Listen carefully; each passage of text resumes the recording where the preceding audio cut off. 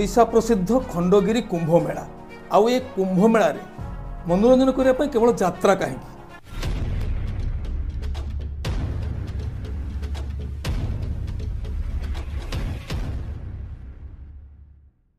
जय जगन्नाथ नमस्कार मु संतोष कुमार टिके कथा चैनल को आपण मानकु स्वागत करूअछि। आमे आज खंडगिरी कुंभ मेला को नहीं एक स्वतंत्र आलोचना करिबा। खंडगिरी कुंभ मेला केवल ओडिशार नुहे भारतर एक प्रसिद्ध आध्यात्मिक मेला कहले अच्युक्ति हेब नाही। सारा भारत वर्षरु बहु ज्ञानी साधु मानकर समागम होता है यही कुंभ मेला रे।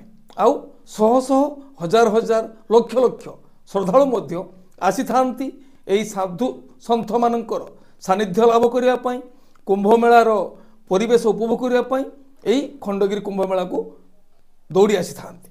किंतु खंडगिरी कुंभ मेला रे दर्शक मानकर श्रद्धालु मानकर मनोरंजन करिया पई केवल यात्रा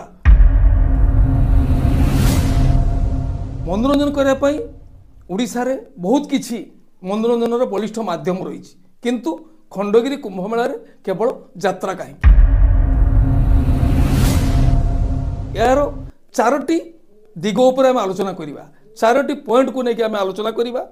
मनोरंजन बलिष्ठ माध्यम कौन यात्रा परिवेशन करिया पई कमिटी मानकर इच्छा कौन केते दिन यात्रा हेबो एवं केतोटी यात्रा अनुष्ठान यात्रा करिवे से निष्पत्ति कहार सब अनुष्ठान न आसबार कारण कौन आमे पर्यायक्रमे यही चारोटी विषय को नहीं आलोचना करिबा।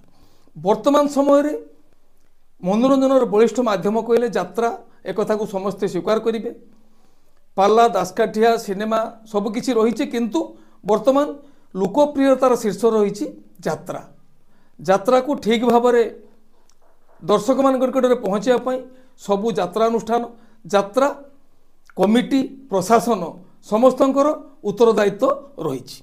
यात्रा परिवेशन करने कमिटी मानकर इच्छा। खंडगिरी कुंभ मेला रे चलित यात्रा वर्ष रे 12 दिन धरी यात्रा परिवेशन होउची आउ 13 गुटी यात्रा अनुष्ठान यात्रा परिवेशन करुछंती। सेथिपई यात्रा कमिटी मानकर इच्छा कोन प्रकृत रे यात्रा कमिटी माने चाहंती सब बेले आग धाड़ीर यात्रा अनुष्ठान को आनी निज कमिटी माध्यम रे प्रदर्शित करिया पाई। सेथिपई सेमानक मध्य प्रतियोगिता लागि थाए।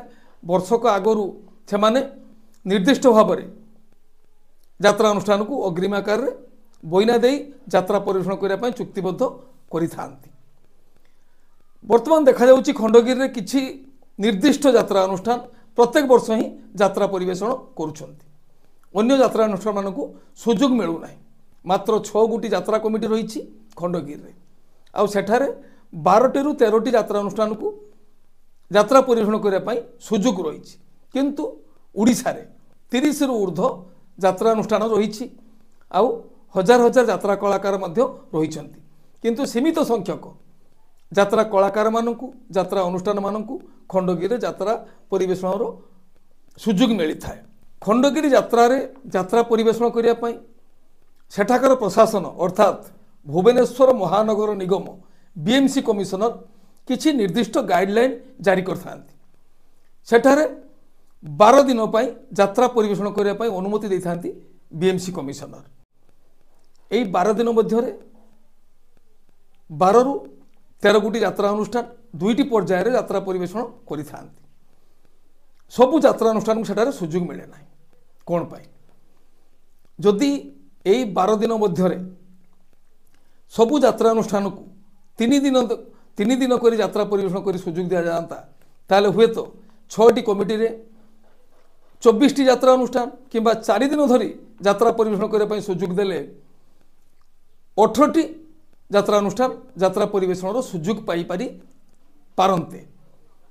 कह जाउची खंडगिरी यात्रा महासमर। महासमर रे प्रत्येक युद्धा यात्रा अनुष्ठान अंशग्रहण करिवार आवश्यकता रही। किछि निर्दिष्ट यात्रा अनुष्ठान केवल यात्रा परिवेशन करदेले ताकू महासमर कहले ठीक नुहे बोली आमे अनुभव करुछु। महासमर अर्थात यात्रा महासमर प्रत्येक यात्रा अनुष्ठान को सुजोग मिलिबार आवश्यकता ही रही खंडगिरी रे।